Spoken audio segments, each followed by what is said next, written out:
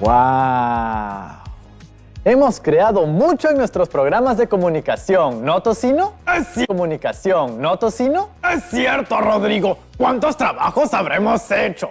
No solo nosotros, sino también las chicas y chicos de primero de secundaria. Bienvenidas y bienvenidos a Aprendo en Casa. Hoy tendremos una sesión de reflexión y revisión de todos nuestros aprendizajes de los últimos meses. Hemos leído y escrito sobre diversos temas. El cuidado del agua, la lucha contra la discriminación, los cambios durante la adolescencia, la convivencia durante el aislamiento, hábitos para una vida saludable, el cuidado del ambiente. Hoy me acompañan algunas amigas y amigos que nos compartirán sus experiencias.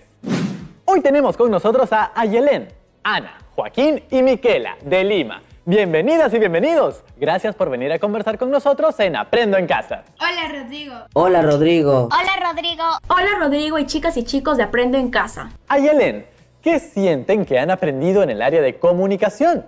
Hemos aprendido a analizar diversos tipos de textos para tener una mejor comprensión de los mismos. También hemos desarrollado textos escritos, incluso en las últimas semanas hemos desarrollado textos orales. Ana, ¿qué sienten que han aprendido en el área de comunicación? Lo que yo he aprendido fueron muchas cosas que me van a servir en un futuro, como comunicarme más, también a usar un lenguaje muy apropiado y a interactuar con las personas en diversas situaciones. Joaquín, ¿cuál ha sido tu experiencia favorita o la que más recuerdes? Bueno, mi experiencia favorita, Rodri, fue cuando hice mi infografía, ya que me hizo ver algo muy nuevo. Miquela, ¿cuál ha sido tu experiencia favorita o la que más recuerdes? Bueno, mi experiencia favorita ha sido distinguir diferentes textos, porque pude saber más sobre ello y se me hacía más fácil. Ayelén, ¿qué habilidades crees que han desarrollado en estos procesos? El proceso de planificación es clave para preparar nuestros textos, así será mucho más sencillo comenzar a escribir. También las actividades que realizamos en el curso de comunicación nos han permitido comprender textos y escribir textos propios. Miquela, ¿tuviste alguna dificultad? ¿Cuál? Bueno, sí tuve dificultades como por la planificación de los textos, porque a veces se me olvidaban las partes y se me hacía más complicado a la hora de planificar mi texto. Ayelén, ¿tuviste alguna dificultad? Considero que no he tenido ninguna dificultad porque todas las clases las he podido entender, ya que a mí me gusta mucho la idea de leer, redactar textos, realizar infografías y además comunicación es uno de mis cursos favoritos. Joaquín, ¿qué habilidades crees que te faltan desarrollar? Bueno, Rodrigo, lo voy a confesar. Solo me faltan 2 habilidades. La primera es resumir las ideas más importantes, ya que en una infografía no puedo poner todo el texto, solo lo necesario. Y por último, la que más debo desarrollar es el poner tildes, ya que nunca las pongo y siempre se me olvidan ponerlas. Gracias por acompañarnos hoy. ¡Chao, chao! Me han inspirado. Así es, Tocino. Las chicas y chicos de primero de secundaria han hecho un gran trabajo. Les invito a abrir sus portafolios para que cada uno pueda ver todo lo que han logrado a lo largo de estas semanas. Vamos a hacer una revisión para reforzar nuestro compromiso de seguir aprendiendo. Mira el fanzine. Mis trabajos favoritos son las infografías, porque nos dejan desplegar toda nuestra creatividad. ¡Es cierto! La infografía es un tipo de texto muy didáctico. Como las imágenes refuerzan la comprensión de los temas, es más sencillo de leer y más divertido de crear. Escuchemos a nuestros compañeros, quienes nos van a recordar sobre el proceso que debemos seguir para construir una infografía. Hola, Rodrigo. En mi esquema voy a hablar sobre el tema de las normas de convivencia familiar. En el propósito, he colocado un consejo para llevar una buena armonía en nuestras casas. Como por ejemplo, cada miembro de la familia tendrá que tener una función, así lograremos un buen trabajo en equipo. En el destinatario, estará dirigido a todos mis compañeros de salón y espero que esto les sirva de mucha ayuda. En el registro, voy a usar un lenguaje coloquial. ¿Por qué? Porque esto va dirigido a todos mis amigos y a todos mis familiares. Y por último, en extensión. En extensión voy a dividir en 2 partes, que son para los adultos. Tener empatía con los hijos y ayudarlos en sus actividades. Y los niños, que aprendan a ser más responsables y obedientes. Y así concluirá mi infografía. Gracias, Rodrigo. Saludos.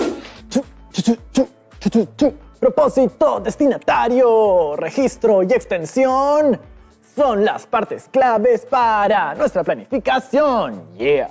Creo que aprendiste a planificar textos, pero a rapear no tanto. ¿Cómo que no? 10 programas donde Tocino y yo la pasamos ¡genial! ¡No me digas qué mal! ¡Mira el presupuesto familiar! ¡Ya aprendimos a ahorrar! Con papá y mamá todo está más bacán. ¿Y esto que mi mascota casi se come el mural? Bueno, está bien, pero no puedes negar que yo me robé el show. Así como me robaste mi infografía, ¿recuerdan?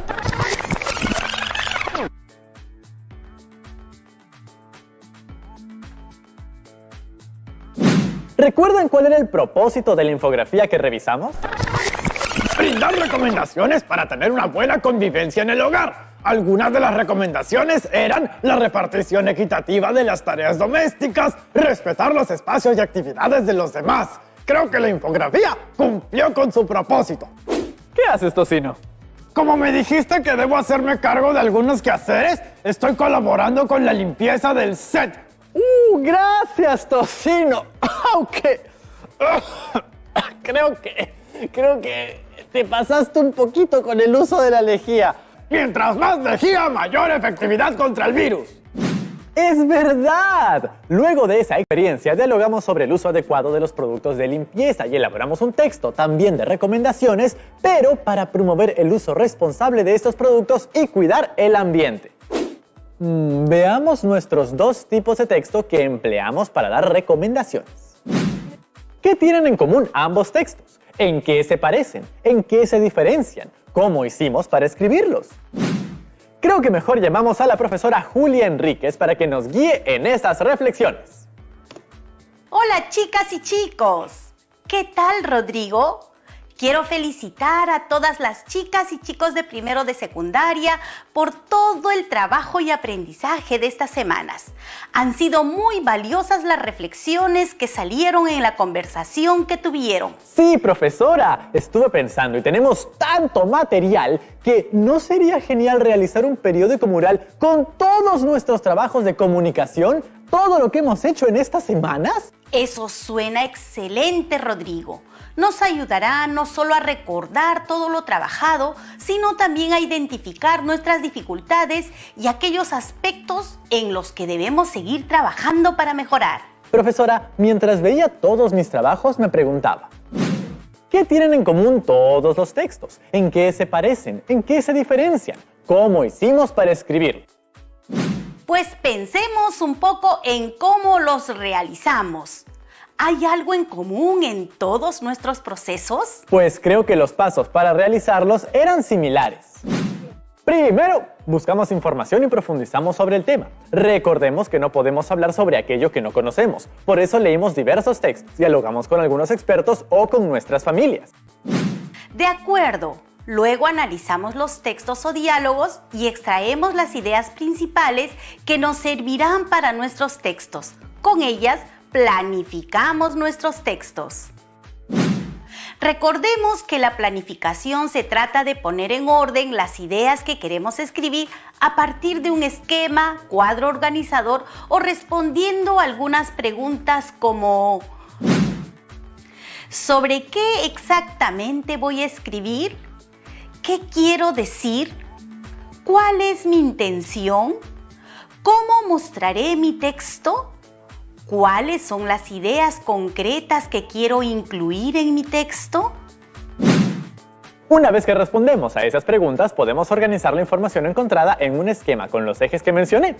Propósito, destinatario, registro y extensión. ¿No, profesora? Así podremos determinar la situación comunicativa.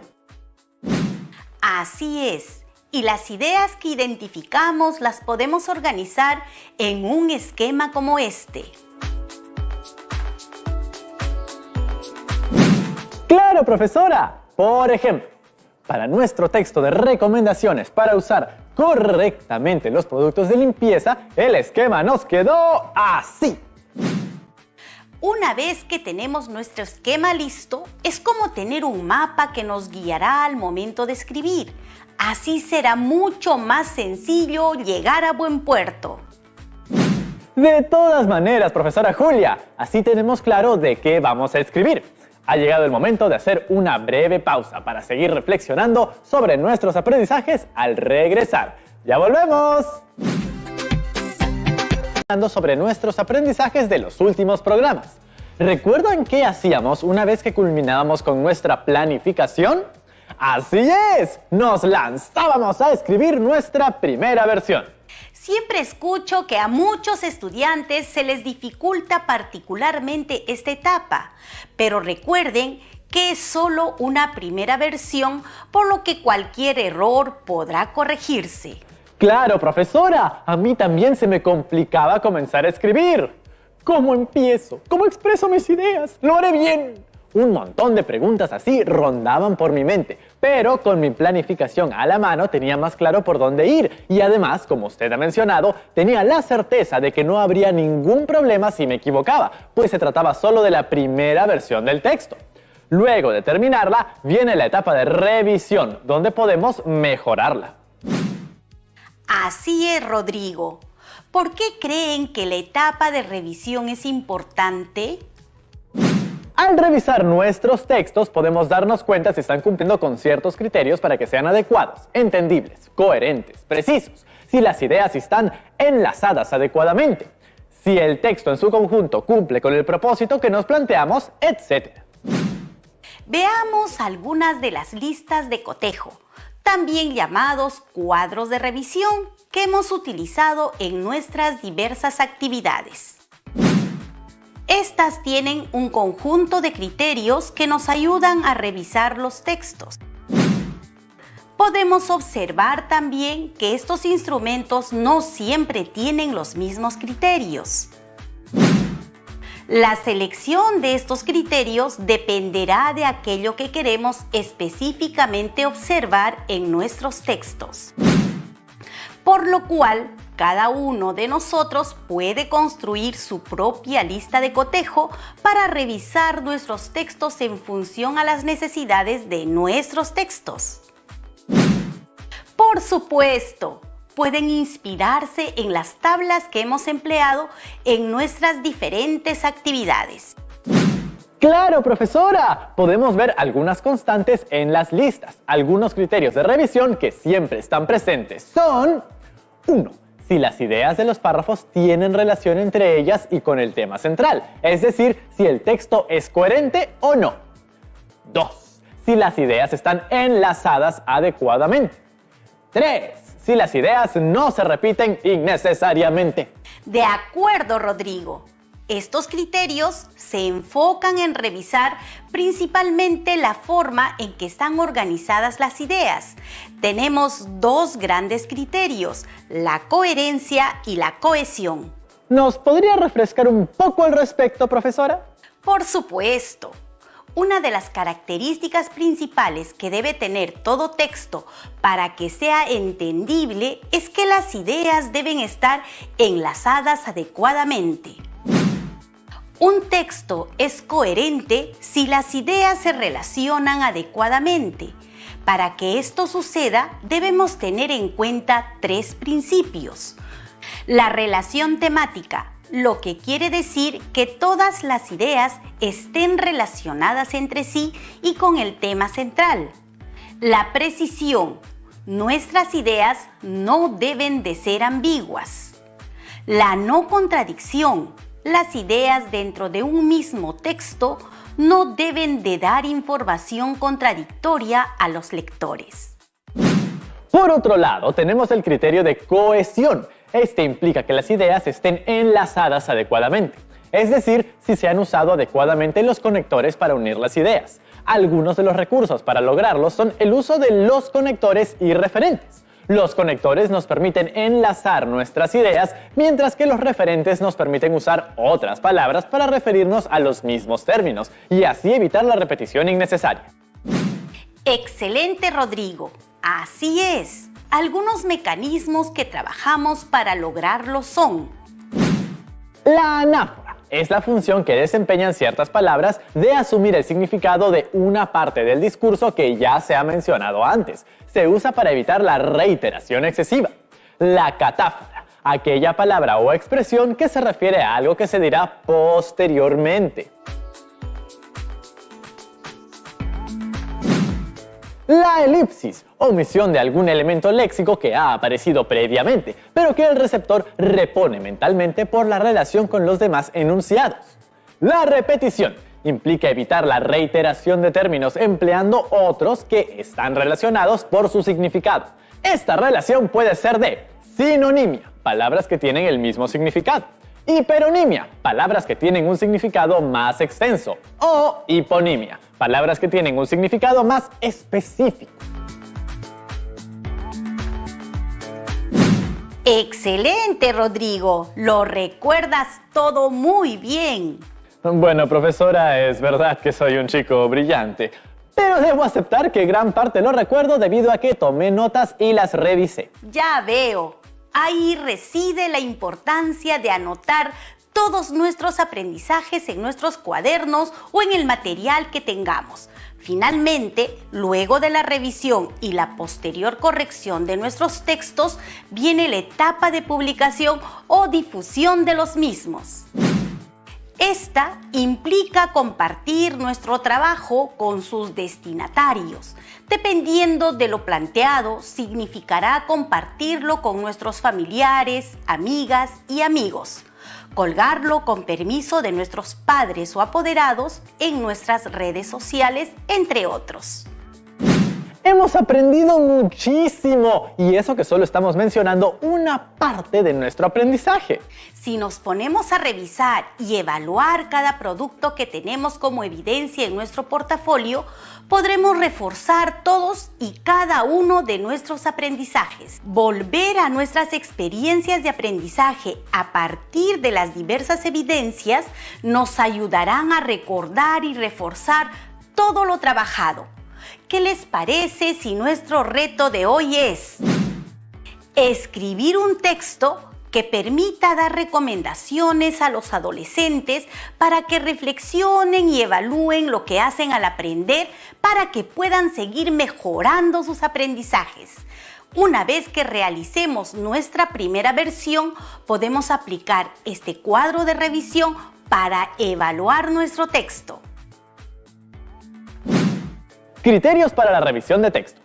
¿Se puede identificar el tema del texto? En el texto se dan recomendaciones para reflexionar y evaluar lo aprendido, para profundizar en nuestro aprendizaje. ¿El texto está dirigido a adolescentes? ¿El mensaje del texto es claro? ¿Las ideas de cada párrafo tienen relación entre ellas y con el tema central? ¿Las ideas están adecuadamente relacionadas? ¿Se han usado adecuadamente los recursos para unir las ideas? ¿Se han utilizado los recursos ortográficos de puntuación para separar expresiones, ideas y párrafos? ¿El vocabulario empleado es el adecuado? ¿Las ideas son claras y precisas? ¿Qué tenemos que hacer antes de elaborar nuestro texto? Como acabamos de mencionar, lo primero es informarnos sobre el tema. Tengo el texto ideal. Creo que nos permitirá comprender la importancia de estos espacios de reflexión. Bien. Vamos a leer. Recordemos que antes de la lectura hacemos un breve reconocimiento del texto. Leemos el título, observamos la cantidad de párrafos. Pensamos sobre qué trata a partir de esta primera mirada. Ahora sí, estamos listos. Cuando una persona genera procesos de reflexión acerca de lo que aprende y autorregula, estos procesos significan que está aprendiendo a aprender. Para aprender a aprender hay que hacer procesos de metacognición. La metacognición se define como la reflexión acerca de qué es lo que se aprende, cómo se hace para aprender y para qué sirve lo aprendido. Esta reflexión ayuda a que el aprendizaje se vuelva significativo. Además, implica que ante una tarea, la persona sea capaz de tomar conciencia de lo que conoce y lo que necesita conocer, de organizar sus recursos y de aplicar estrategias para resolver la tarea encomendada. Esta es una primera parte. Sin embargo, debemos mencionar que aprender a aprender también implica ser capaz de autorregularse, es decir, activar el proceso mental que permita contrastar, ajustar los conocimientos, evaluar cómo se han organizado los recursos y si las estrategias aplicadas son eficientes para alcanzar de manera autónoma el logro de una tarea. Cuando el estudiante es consciente del proceso que realiza para aprender, puede participar de manera autónoma en el proceso de su aprendizaje, gestionar ordenada y sistemáticamente las acciones a realizar, evaluar sus avances y dificultades, así como asumir gradualmente el control de esta gestión. Ahora, para analizar lo que leemos y recordarlo, reconozcamos las ideas centrales. ¿Cuáles consideran que son las ideas principales? Las ideas centrales son: para aprender a aprender, debemos hacer procesos de metacognición. La metacognición implica reflexionar sobre lo aprendido y su utilidad para nuestra vida, así como evaluar las estrategias aplicadas y los resultados obtenidos. Al ser conscientes de nuestros procesos de aprendizaje, asumimos el control y somos capaces de gestionar nuestras acciones a realizar, evaluar avances y dificultades. ¡Excelente, Rodrigo! No se olviden de tomar notas, ya que esto nos será de utilidad para el texto que tenemos que escribir. Sí, profesora, ya tenemos algunas ideas clave para asumir el reto de escribir ese texto con recomendaciones para que reflexionen y evalúen lo que hacen al aprender, y esto les permita mejorar sus aprendizajes. Recuerden que lo que sigue es planificar el texto, redactar la primera versión y revisarlo utilizando el cuadro de revisión que hemos compartido. Si alguno de los criterios no se ha cumplido, deben corregirlo. Finalmente, toca escribir la versión final y publicarlo. ¡Qué interesante ha resultado esto de hacer un alto para revisar lo que se ha trabajado en el programa y que nuestras amigas y amigos de primero de secundaria puedan reflexionar sobre sus aprendizajes! Muy bien, Rodrigo. Antes de terminar el programa, quisiera que podamos completar el siguiente texto con ideas a partir de lo trabajado hoy.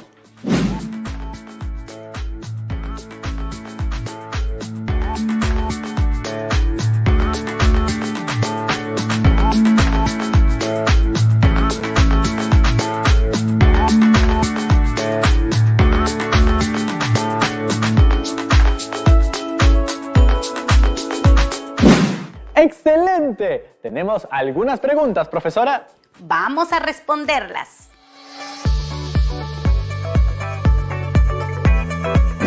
Nuestra primera pregunta es de Olga, del Callao. ¡Bienvenida! Hola, profesor y Rodrigo. Mi pregunta es, ¿por qué es importante el proceso de informarnos? ¿Podríamos ir directamente a escribir sin haber leído antes?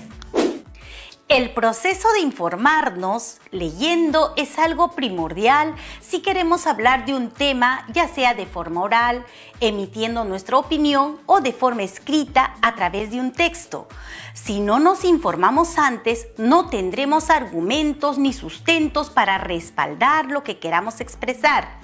Así como hacemos el proceso de planificación antes de escribir, previamente debemos consolidar en nuestra mente las ideas y el conocimiento que vamos a desarrollar. Por ello, es muy importante que siempre busquemos información. Así aprenderemos también a manejar mejor el vocabulario. Vamos con la siguiente pregunta de Julio, de la ciudad de Arequipa. Saludos para todos nuestros amigos de la ciudad de Arequipa. A veces cuando leo sobre algo lo relaciono con lo que ya sé. Así se me hace más fácil entender. Hoy, por ejemplo, la palabra metacognición lo relacioné con dos palabras que ya antes había escuchado. Meta, así como mi objetivo, y cognición de cognitivo, que tiene que ver con aprendizajes. Entonces creo que la metacognición es la reflexión que hacemos para llegar a la meta, que es el aprendizaje. Esa forma de entender los textos que leemos, ¿es correcta? Muchas gracias por tu valioso ejemplo. Nosotros sabemos muchas cosas. Hemos leído, hemos estudiado, hemos visto o vivido diferentes experiencias y todo eso constituye un aprendizaje para nosotras y nosotros.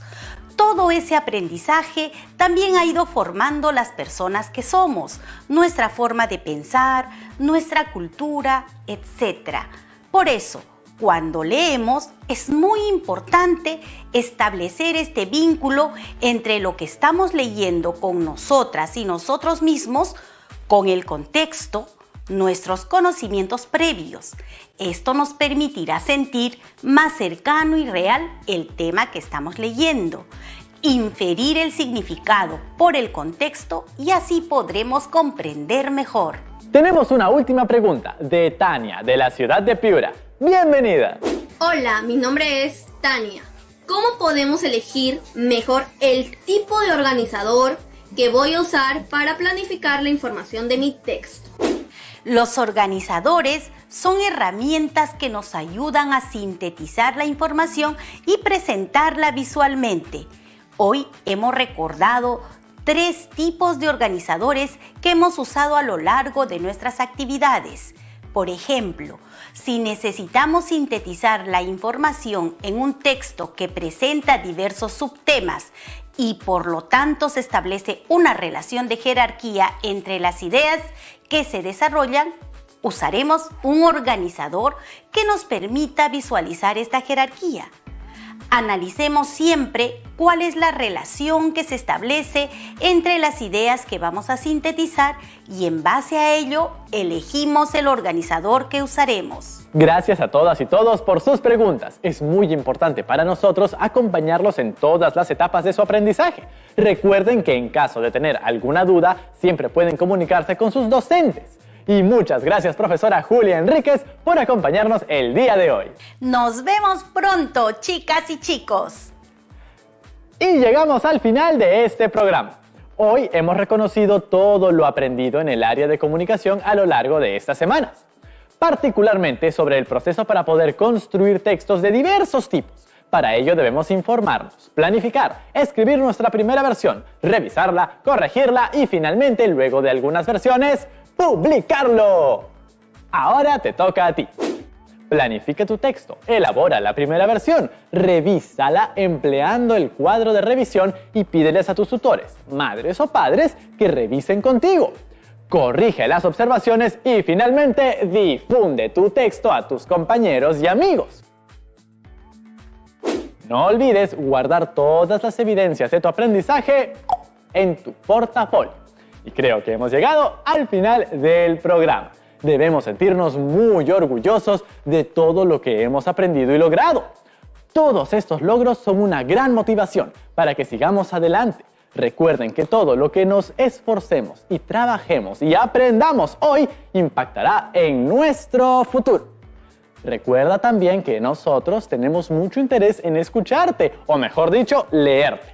Escríbenos con tus preguntas, impresiones o propuestas a primero@minedu.gov.pe, siempre con la aprobación y compañía de un adulto responsable.